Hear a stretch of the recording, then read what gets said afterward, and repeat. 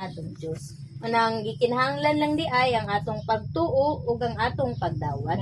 Katulo mao ang pagsugid kun kanang mutawag no dayag nga butang ang pagkakristohanon. Ud sa Dios nga motuo ang atong mga kasing-kasing ug moila kun mosugid ang atong baba. Kay kun dili motuo ang atong kasing-kasing dili ta maluwas. Kung dili sab musugid ang atong mga baba, dili sab ta maluwas. Apan ang Roma 10:9 namulong kanato nga kun moila ka sa imong baba nga si Jesus Ginoo ug motuo sa imong kasing-kasing nga gibanhaw na siya sa Dios gikan sa mga minatay, maluwas ka. Nang gikinahanglan ay ma'am nga kanang importante kaayo nga musugid ta kun mutawag sa ngalan sa atong Ginoo.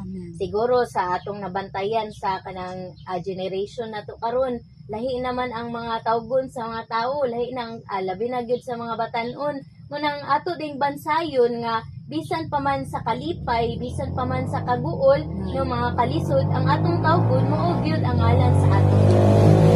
Tayo sa ngalan sa atong Ginoo Jesus, nang ginatawag nato siya o Ginoong Jesus.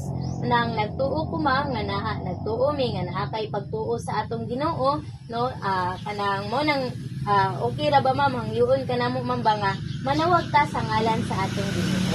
Ang pagtawag sa ngalan sa atong Ginoo dali ra kayo no walay mawala sa atoa kun dili na nuoy madugang. Manang tawgon nato siya ma'am katulo o Ginoong Jesus.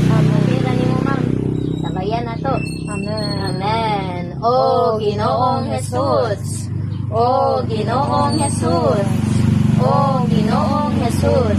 Ang sumpay nga bersikulo ani ma'am sa Roma 10:13, si